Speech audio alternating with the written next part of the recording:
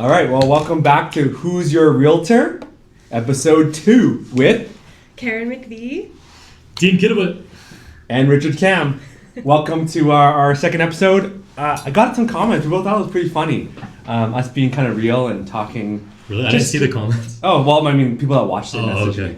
So, yeah, I kind of like this format of us being real and getting to know who we are, right? Yeah, I mean, that's the fun with social media, right? Show your personality, talk what you want to talk, and then in the end of the day, we're still, got our goals in the industry and, what we aspire to do, which is help our clients, help people understand real estate. And also spill the tea. That's really the big thing here. That's the fun thing, I think. we have so much to say. Okay, well, let's recap. Let's get right to it. Let's recap the last week or this week coming up. How is everyone's week, Karen? What's going on? You were sick for a week, but you also had your interview last week for... Oh, yes. I did go to the States just to...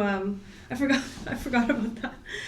Your Nexus, right? My Nexus, because I've had Nexus for, since I was a child, before we had to just have the decal on your car. So I was like, that's weird. I didn't even know they did that. Really? Yeah, they had decal before. Yeah. So the whole car can just drive through it? Yeah. It was what if there are people in your car that don't have a Nexus? They got smuggled in. Wow, this is old. I They know. Just aged herself. So I was wondering why I got pulled in for an interview, but so basically the border security was just asking me all these questions like, "What?" Oh, you got pulled in randomly? Yeah. Oh, okay. Just for the interview, just to Oh, you had a scheduled appointment. Yes. Oh, okay. Yeah, they do that for me. So she was like, "Oh, so what do you do for work? Where do you live? All the necessity." Questions, and then so she's like, "Oh, so what were you doing in North Korea?" What? What were you doing in North Korea, Karen? And I was like, "North Korea? I never said I never been to North Korea. My husband's from South Korea." And so I was laughing hysterically, and luckily enough, I had two nice border security people. So one was from the US and one was from Canada. And then they're like, "Oh, we got you dinged for going to Korea, but I guess they didn't, separate the two." Yeah, that's huge. Wait, but they flag you if you go to North... Because 100% honestly, I've been wanting to go to North Korea. They flag as a you for sure. tourist. They flag you for sure. So what? I'm just going to get red flagged forever? Yes. Because I visited? I guess so. Dude, that makes me not want to Why go. don't you go and we'll find out. Well, I Okay, just so thought that what was else? hilarious.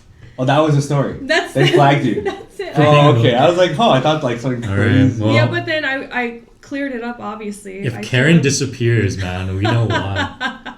So I told them my husband's from Seoul, from South Korea. I've never been near the border or anything like that. And so I guess they said, so basically they just said it was just a mix-up. Oh, and they took it off. Or my husband was saying when I told him, I think they were just trying to catch your bluff. And then they wanted to see what you would say. Oh, if you were secretly going to Yes. North Korea? What? Yes. Well, how did they not know that? Yeah. Oh, they got me. But you know what? I think they just throw curveballs like that.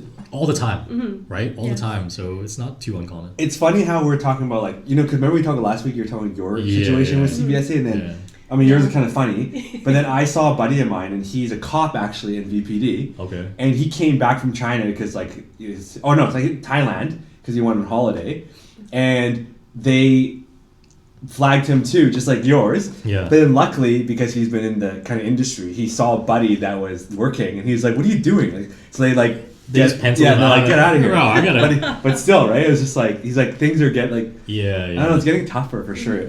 Things are starting to crack down a bit. Yeah. Anything else about what happened this last week? Last week, nothing big. I mean, I also had another run-in with authorities, but it was pretty chill. What do you mean? My car, my truck, so the headlights went out, but then it was so weird timing because it's the bulb. But anyway, they both went out at the same time. So I had headlights, but they're really dim.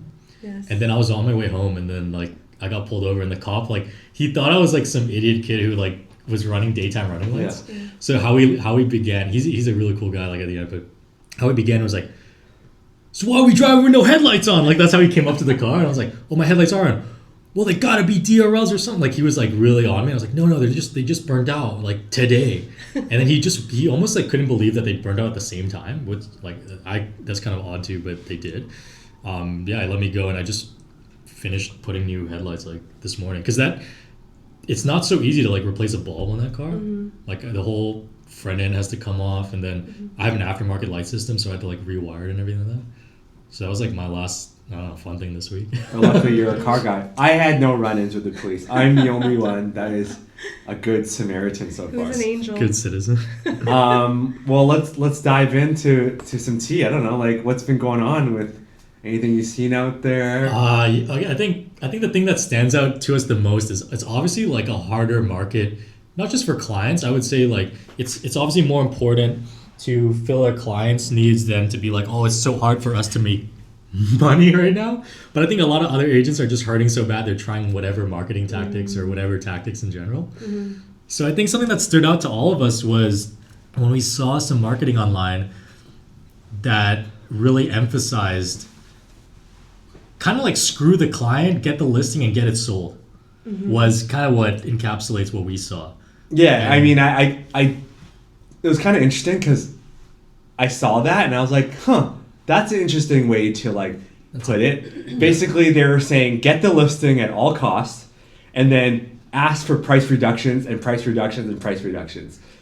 And I was like, that doesn't even make sense, because if you did things the right way, your client should know what the market value is and they can determine if they want to sell it or not. And obviously your listing price is a marketing anchor, of course. You can go up and down. But a goal for us is to list it properly to garner the right attention and not basically just tell the client we can sell it for this price and then we know the reality and make them price reduce, right? Because that's not being truthful, right?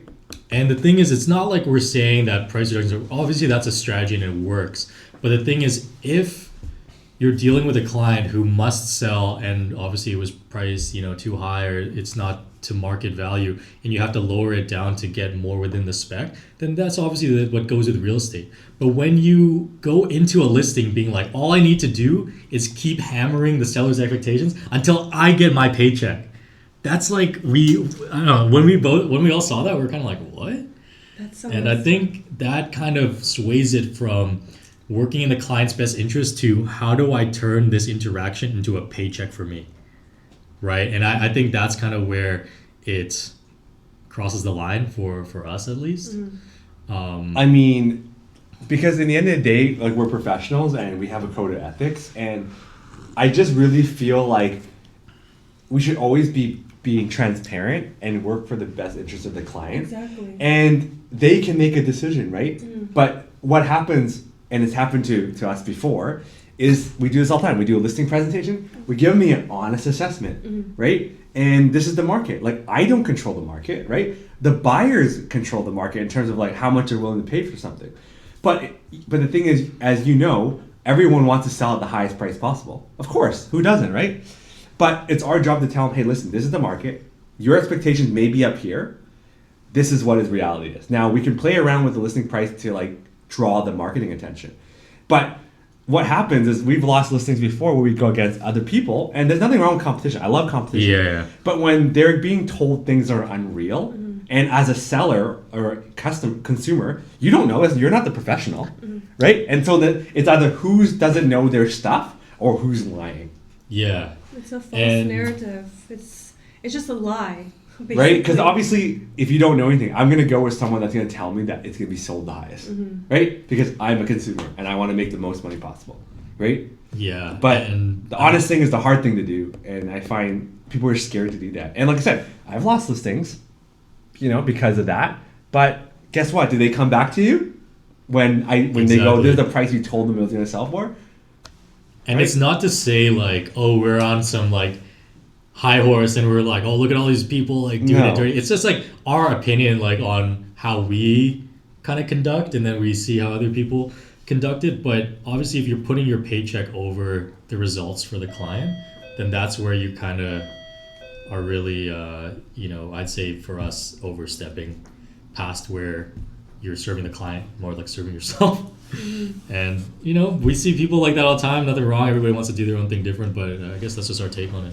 Right? So, okay, here's another take. I have another thing going on right now with another deal is when you work with another, like obviously an agent buying or selling. Yeah.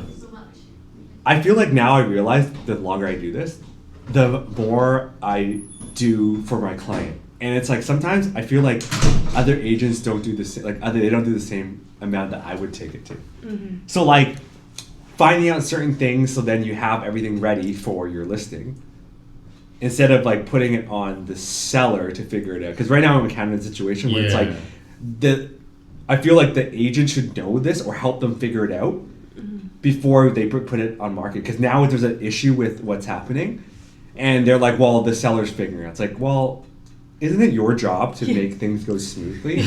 I don't know, but maybe I'm doing things wrong. Maybe I'm going crazy. Yeah, I mean, that's a great thing. Like we all, do it differently, right? We go about it the best way we see fit. But I don't know. I think there should always be like that, at least that standard of level of care. As a real estate agent, the hard part about the job is you're basically a quarterback. I see ourselves as quarterback because you basically run the play and you take care of all the problems because you got to figure out the strategy, try to get them to the end zone. You know what I mean? All this sports analogy. Yeah. Right? Yeah. But I don't know.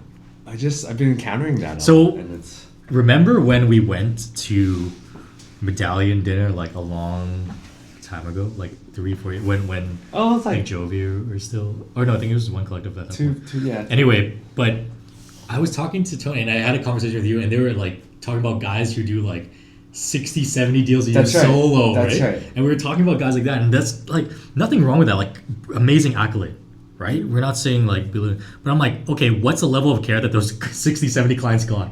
Right? Yeah. What's actually possible? But I feel here's the thing. I'm not saying it's not possible to do those amount of deals. Like, we could really pump out those numbers. I know, but but what I'm saying is like, if you don't do the right level of care and due diligence, it's going to come back to you. 100%. Right? I don't want it to That's come exactly back what I'm on me. saying. That's what I'm worried about. Yeah. I want to do things right to protect my client, but also so we don't get blowback, right, on anything else. Yeah, and I think that separates, the guys chasing those, the paycheck over the client result. Yes. Right. And Well, hopefully you want good results. Like obviously everyone's doing good things for results, money, yeah, but that's kind of what we were discussing the past, I don't know, 3-4 days, couple days, based on those posts. But what kind of marketing do you feel like works these days in terms of like listings or? Well, there's marketing and then there's doing the work, because here's the thing. If you're trying to sell your place, you want someone that's going to tell you, I'm going to sell the highest possible. Right? That's the marketing part. But doing the real thing is like what you can blow it up as much as you want, but there's no one's going to buy it if it's overpriced. Yeah. Right? So I think the biggest thing for just us or agents in general is education and how are you framing this, right? If they're framing it from like, I'm gonna sell you as big as possible. Yeah. Well, then you're like building that balloon, and like that's what you're getting them on. Whereas like I think how we do it is like we come from education and break down the data and working with our clients, because in the end of the day we serve our clients, right? But our job, we're here to guide because we're the experts, quote unquote, right? So that's what we did last time on our last one, right? We gave it to them. Like I don't think. How did that go? Great. Yeah. I think it's coming. It's coming up? I think so, yeah. They're on holiday, Yes. and then they're going to come back and decide. But I think from what we talked about and giving them the clarity and being the honest opinion, I think they appreciate that. It looked like they appreciated that. So cool. I think that's what matters. But, that one's going to work out, hopefully. Mm-hmm. But were there any weird deals that maybe didn't work out for you guys or stands out or something that maybe the audience can learn from? Not failures, but along the way we learn from the speed bumps. Like what I love to say, winners lose more than losers. Oh, I love that. Winners lose more than losers. think about that. Yes. Yeah. Slow. Okay, Karen, why don't you tell it? Like, there's something that pops up to you? Well, I had one that was about to list. And everything was signed, everything was ready to go. And at the last moment, she said that she met up with a medium, a psychic. This happened? Really? Go ahead. Okay. And she said that her dead husband told her through the psychic not to sell their home. So, what do you say to that? You sent him my way. I know. Oh, you said that meme. You serious right now? Like, I want to sure respect right now? everybody's, like, the way sure they about receive their guidance, but that's an interesting one. Isn't it? Oh, wow. Yeah. So what- they didn't... They actually didn't sell at all? No, or just but- going to use you? But actually, no. She's the one who called me when you came into my car. Oh. So she's coming back. She's coming back because Okay. now she had a dream that. Oh, okay, all right. But did you go home and, like, sprinkle some incense on the doll? No, I was just The- like, the- I was like, what Yeah, pin. And yeah, I mean, everybody's got their own things going, but that one's really interesting. Right? Yeah, 'Cause- I have more, but I'll save it for another What? podcast. Dang. Yeah. No, we want to know. Why do you have no, so many? No. Dean has millions, but... Yeah, I got a lot of, like, kind of crazy. Share one of your good things. ones, because my stories aren't like... I'm pretty good. I have more, like, straightforward failures. I don't have... You guys have, like, cool ones. Well, this one didn't, like, not work out for me because I was the listing agent and it was multiple offer. But this was one of the more recent, like, funny scenarios I was in. And it kind of makes me ask, like, why do buying agents, like, structure or preface their deals in this way? And I'll get to it. But long story short, I had this property and then we did a very slight price reduction. It was one of those situations where it was like $650 and then we drop it to $599 just so it goes in the lower threshold so more eyes on it.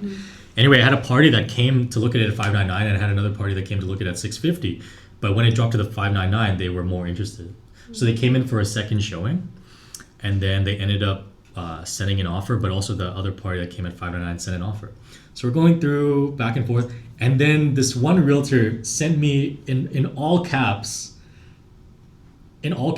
title or subject, and then in all caps subject matter of the email, final offer, like on the thing, and then on the message, absolute final offer, blah blah blah, like in all caps. And the offer was really odd. It was like down to the hundreds. Wow. Okay. So, for example, it was like $600,300, and it's like absolute max. Oh my god. And I'm like, okay, like that's definitely their max. Like it's down to the hundreds. And then we were going back and forth. So that was their second iteration to come to that number. And then the other party also said we tap out at this number, which was like $595, like $5,000 less. So I was like, okay, well, probably it's going to go to this final offer. But I told both of them, I said, it's like 11 p.m. now. My seller's going to sleep on it. It's open till the next day, like 5 p.m., both of them. So then I was like, yeah, obviously we're not going to say, yeah, you got a deal until like, the pen hits the paper, the digital signature is signed. But I said, that's a really good offer. Thank you. Like my seller's going to consider it. We're in ballpark range, word for word. All of a sudden, before I was going to sleep, before my seller was going to sleep, that $595 offer came right up, like just under like $610. Perfect. Oh. And then that other one was like, they're down to the hundreds and they said final, right? Yeah. And it's already like late. Yeah. Yes. So I'm not going to, like I did follow up like later on, but I was like, hey, they accepted another offer, just to let you know. Yes. This realtor wakes up at like 6:30 a.m. to that email of like, oh, we accepted the other one. Because they came up. Yeah. And she calls me immediately when she gets up, when she sees it 6:30. She calls me and like livid. Oh. Like I thought we were higher than them, and you're gonna accept it in the daytime, and all I had to do was wait till the morning. Like my buyers are gonna wake up and they thought they already got the deal. And then I was like, oh well, I mean I never said like we have accepted offer. I said we're in ballpark range. I have to discuss with my sellers, and that you are the high offer at this time. And then they went, and I told them they got the deal, and they went to sleep. I was like, Well, you can't. what? This out of my control. Like Yeah. I don't control what you told them. And then she was like, is there still a chance? Like, let me revise. I'm like, you literally said final offer. Yes. And I'm like, why did you structure that and say final offer when it wasn't, like, as if it's some scare tactic, like, oh, we're not going to go high. It might work in some scenarios, but when you're in a multiple offers scenario, I'm going to take that as your final offer, right? And if you don't get it, you don't get it. But, like, to call me at, like, 6:30 in the morning, like, livid, and I was like, what? And then she follows up with a bunch of texts, like, oh, my client just woke, like, this is 20 minutes later, like 7 a.m. Oh, my clients just woke up and they're super mad at me and it's all your fault. Okay, and like, sure. like, It's not your oh my fault. God. And I'm like, yeah, not my fault. And then I said, if you like, I don't know how you want to progress this, but like, it is what it is. And you didn't get it. And then she sent me screenshots of like what her client told her. And she's like, yeah, now what am I supposed to do? Like, they're like losing confidence in me. Like, what? Well, they dropped the ball. Yeah. So, and then the other thing too, why she felt kind of upset is because she decided to counter instead of us countering them. So Yeah, but it said final offer, so you Exactly. you didn't have to. So basically, I made sure, and this is a little bit more strategic thing on my part as a listing agent. I said to counter me with their other number instead of me counter them with roughly where they wanted to be. So we had two open door unsigned offers that we could choose from instead of like my hands are tied because I sent you at the counter, right? So luckily I kept our doors open like that, and then the higher offer ended up coming, even though they also said that's their final, and then they all bumped it up at the end. But yeah, she was like blaming me for that. I was like, what? And then she's like, oh, like you were supposed to counter me instead of me counter. Like, well, you did. Well, you said final, though. Yeah, and then she also said final, and If then you say she final, you don't like drafted the counter. So I was like, Yeah. what? But that was one of the funny ones that not fell through, but part of the situation. And then we ended up closing, and everybody's happy at the end, except for them.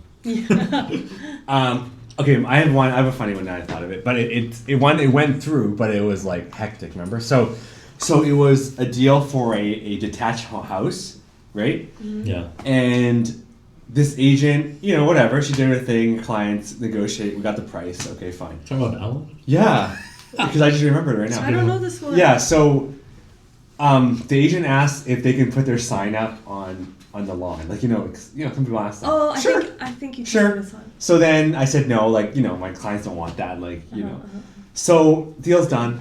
I drive by, I come by a week later, and I see the sign on the lawn. And I'm like, what the F? So then I immediately called them and I go, hey, why is your sign on my client's property? Like, we did not agree to that. And they're like, oh, you agreed. And I'm like, no, I didn't. Like, it wasn't on paper or anything. Yes. Even if I agreed on verbal, like, the clients need to, like, sign off on it. It doesn't have anything to do with me, right? Yeah. So that was the first thing. So I, you got to get a sign off immediately, right? Or else, right? Like, like, immediately. So that was the one thing, okay? And I was like, what the? Then the second thing was, so this house was basically a tear down and a full gut, right?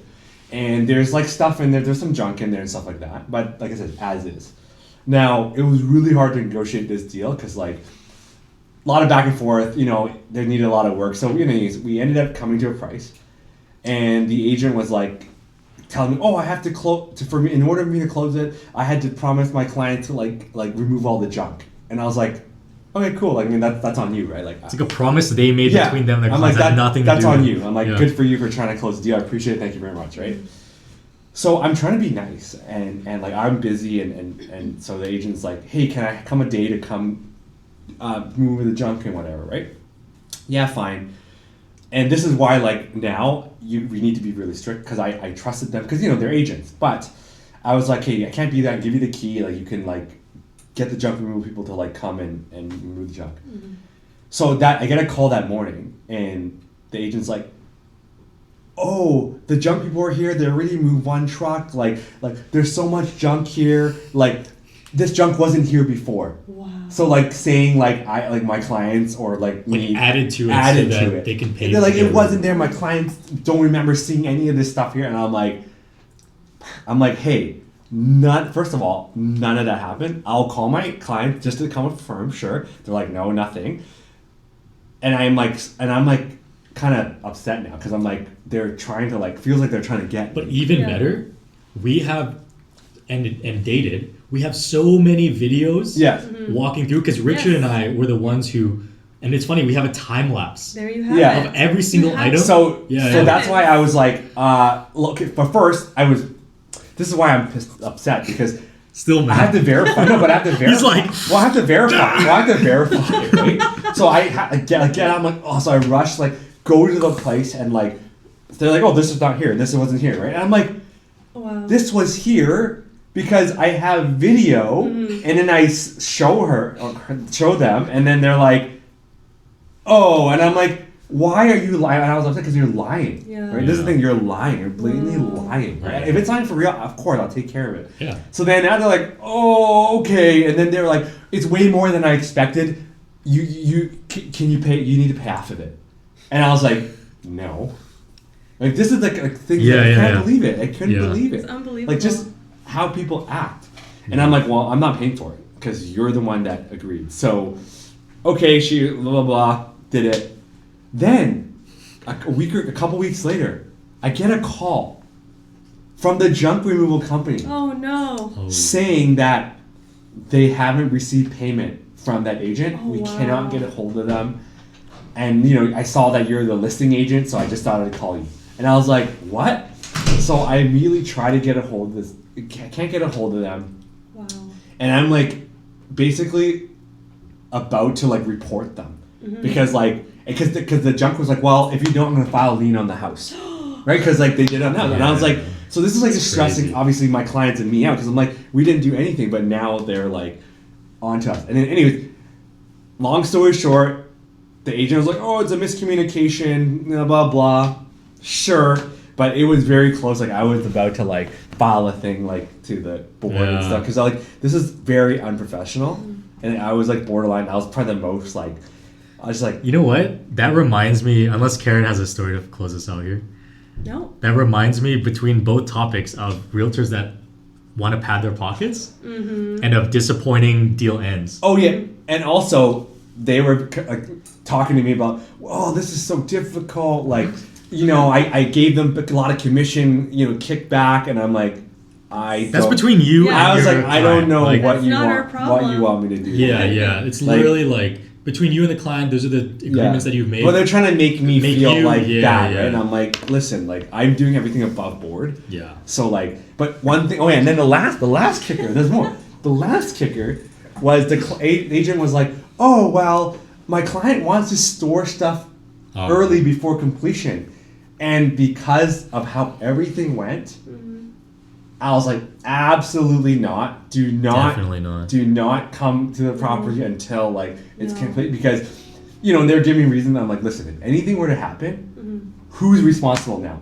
Because it's still under my client's house, like it's still their house. Yeah, yeah. Right. So I was just shut that right down because I always try to work with agents. I'm all about collaboration, right? Yes. But it got to the point where it's like, you know what? We need to make sure to protect ourselves. Not that we don't. Yeah. But I'm not going to go the extra mile because that extra mile like made it so much stressful for me to try to help everyone. And here's the funny part. I go back there the next few days just to make sure. Remember? There was a mattress on the front door. Someone left a mattress, like an old mattress on the front door. Wow. So I'm like, I don't know, right? I don't know, but there was a mattress on the front door. And then didn't it disappear? Yeah, so I had to like freaking like I stopped my car. I'm like, oh my god, like what the hell? So I had to drag it like I just didn't want it in front of the house because like if there's junk, we're gonna In throw East more Van, junk. if Yeah. people That's right. see junk, guess what? Your whole yard is a dump. That's right. I know that because I'm from East Van. Yeah, So I'm yeah. like, oh man. So I had to like I'm in my and I'm like I had to like drag it to like the back to just kind of like get it out of sight. And, You didn't snatch it? No. You didn't snatch it? and I was like, what the f? Like so I'm like I don't know what the hell's going on. Wow. Anyways, and then I come back and I'm like, okay, I gotta figure this out. I asked my clients, like, did anyone leave matches? Like, what? Like, obviously, no one knows what's going on. So I'm like, as a good agent, you know us, I'm gonna try and get rid of it because most people would probably leave it for the client to do it, right? Yeah. I was like, okay, I gotta take care of it. So I go back like next week or something, or when I like stopped raining. It was It was gone. raining that day. It was gone. It was like gone. I was like, what is going on? So then when that deal closed, I was just so glad. Like I was like, whiskey and cigar after that. Yeah, it was just too much. Yeah. But and it's a funny one. That reminded me. Yeah. So. Oh, the Yeah. things that you don't see. Yeah, behind the scenes, Yeah, right? behind All the the things scenes. behind the scenes that happen that Yeah. as a client, we hope you just relax and enjoy. But you get a little bit behind the scenes right now Yeah. to see how, it can be very stressful to make your life very easy. Yeah. Right? Oh And my then, gosh. go ahead. No, I just remembered another crazy story. Yeah. But I can save it for next No, week. I want to hear yours. Okay, so I had a house that we had an accepted offer, and then subject removal was going to be completed the next day. And then the realtor calls me, leaves a voicemail, and says, "Oh, we got an appraisal, and then we can't rent it out for as much as what we expected. Can we get 50 grand off?" And That's a then lot. I was losing Hold on, it was my a firm deal mind. already? Well, subject removal is the next day. Oh, okay, yeah. They're trying to squeeze you. They're trying They're to trying to squeeze weasel. you. They're trying to do whatever they can to get under asking. So I was like, absolutely not. Absolutely not. So I called him back and I said, "There's no way. This is a firm deal. We have other offers that are very interested." And I just things like that just boil my blood because they're just being so sneaky. I know. And there's just so many stories that we could tell, but Yeah, we yeah. have, that's why I said we have so much to tell. That's all the time we have for today's episode of Who's Your Realtor? Yeah. Right? Or did you want to tell No, us? no. We'll save it for next time. Okay. Yeah, we'll save it for next time. Okay. Sorry, it just No. came out. That was good. I like that one because that actually that reminded me of another you one. got another one. Yeah, we'll talk. We'll go. I got man. the cleaning one. Yeah. So tune in next week. We're gonna talk more about our behind the scenes tea of what happens in the real estate industry. We gotta find a name for that category. Yeah, you're right. We'll have a DLT or whatever. category. We gotta find a Comment what the good category should be. Yeah. Okay. Okay, Cool. like, subscribe, comment. That's right. Save. The call to action is always there. Give us a call. See you later. All right, man. Bye.